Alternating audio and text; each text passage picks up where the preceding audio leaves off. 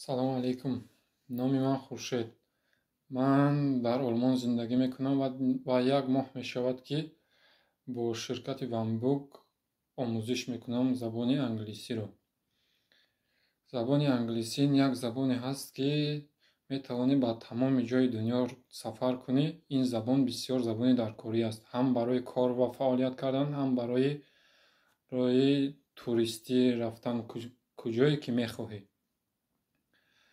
Айни ҳол дар тӯли ин як моҳ ман ба бисёр пешравиҳо сазовор шудам. Барои он ки ман пеш забони англисиро омӯхта будам, лекин барои озодона ҳарф задан бо забони англисӣ аз 1,5 сол то 2 сол дар кор буд.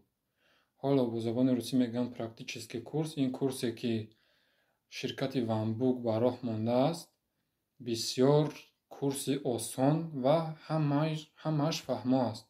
Фақат ба қоидаҳое, ки дар китоб оварда шудааст, ба ҳамон қоидаҳо итоат мекунӣ. Ҳар рӯзи худро бо омӯхтани аудиокурсиҳо, бо гӯш кардани аудиокурсиҳо ва китоб мегузаронӣ.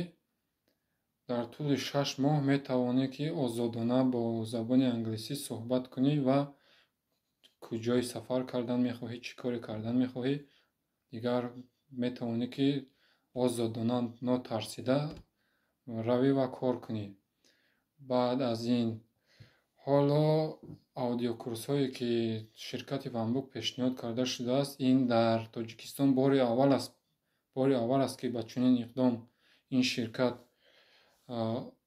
ин иқдомро пеша мекунад. Ва тавсия медиҳам, ки бо ин ширкат забонатонро тезтар ва хубтар омӯзед. Барои он ки ҳоло як вақте аст, ки куҷое ки набошӣ, дар куҷое рафтан мехоҳӣ, чӣ коре кардан мехоҳӣ, забони англисиро донистан шарт ва зарур аст.